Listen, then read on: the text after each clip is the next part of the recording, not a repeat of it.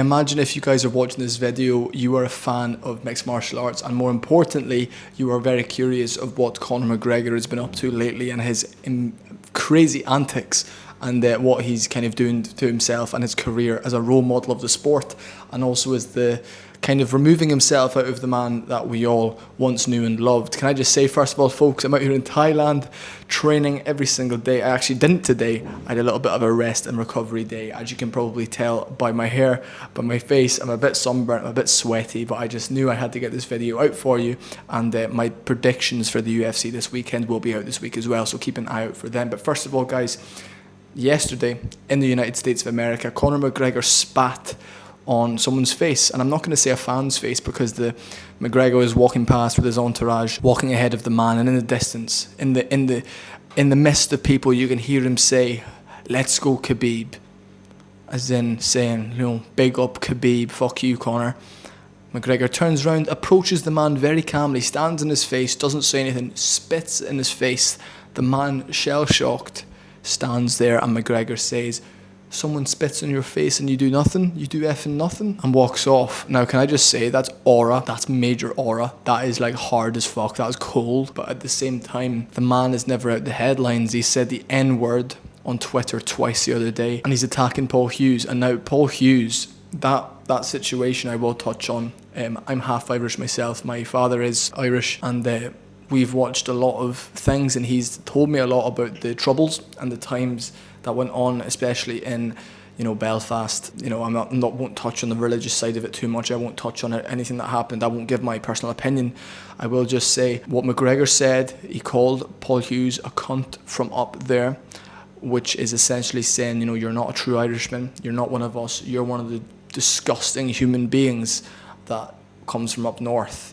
I'm not giving my personal opinion, however. There's two sides of living in Northern Ireland. There's the United Ireland, and then there is the ones that represent the United Kingdom and the Queen and what the English Empire stood for during the times of the Troubles. And it was a civil war. It only finished recently. It's one of the most brutal and absolutely disgusting things that has ever happened to the country of Ireland, especially as it's all one island.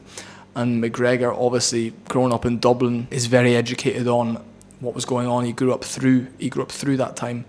Well, he was probably born towards the end of it. However, my father's educated me on it. I know exactly what went on. And him saying that to Paul Hughes, he knew what that would spark. Paul Hughes is from Derry, which was, you know, they're a very Catholic area up the north. And they're essentially saying that. And McGregor's been in Derry. You know, tweets came out. McGregor has his lager in Derry. McGregor has proper 12 stocked in pubs in Derry. They've all removed it. They've essentially disowned him. Basically, I can't really get into the ins and outs of it. I don't know what's allowed on YouTube anymore. What McGregor said has sparked something absolutely crazy. It's sparked that's an outrageous thing to say, especially to a man who represents the tricolour, who fights out of Belfast, who represents the tricolour when he competes, he says he's from Ireland. You know, it's one island. That's what he believes. That's what Paul Hughes represents. He's done nothing but show McGregor respect. However, you know, using McGregor's name to promote his fight with Usman Nurmagomedov all the months before in the lead up, asking him to be in your corner, promoting it as Ireland versus Dagestan, then saying to Khabib in the corner after the fight, I'm not him, you know, we don't like this guy, is a bit bizarre. It's a bit, I mean, I think everyone can sit back and agree it's a bit of a bizarre switch up, you know. You marketed it as Ireland versus Dagestan, and now you're switching it up. And I think, obviously, when Paul Hughes after the fight said, you know, I'm not like him, we don't like him, after saying Ireland versus Dagestan, McGregor obviously reacted, being like, hold on, using my name to market this, using my country to market this. You're obviously not truly from my country. You're obviously not a true brother. I don't know. I like the idea of unity. I love the idea of, you know, someone who's from your country. You get behind them. You support them no matter what. McGregor's actions lately, though, have been absolutely insane. It's like he's just looking to stay in the headlines. He's still in his UFC contract. He's never going to get out of the UFC contract. He's got 2 fights left on his contract. I think he needs to get those 2 fights over and done with. And if he loses those 2 fights, just say, oh, my leg's fucked. All I want to do is bare knuckle box anyway. I mean, the man's a larger than life character. No matter how many times he loses, everyone's going to watch him fight. He seems to be like going to all these American political rallies, all these parties. You know, he's drinking in every second Instagram video, every photo. He's shooting guns in America. He's got 600 million in the bank, and a lot of that's getting interest every single month, you know. So when you're that set for life and you've come from nothing and you're acting like a degenerate, why the fuck would you want to lock in? I'm out here training every day.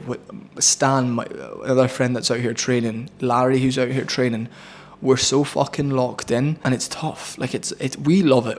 I love fucking training every day. I love the training, but that's because I'm wanting to get to a certain level and achieve something. But what happens when I achieve it? You don't know. You know, I fucking love the training out here. I love improving. I love getting better. I love being surrounded by like-minded people and my friends out here that are just all on the same journey. But realistically, cocaine's a hell of a drug, you know. It's changed him. It's 100% changed him, as it would. As a role model to children, you can envy what he's done. I massively respect him. He changed the sport.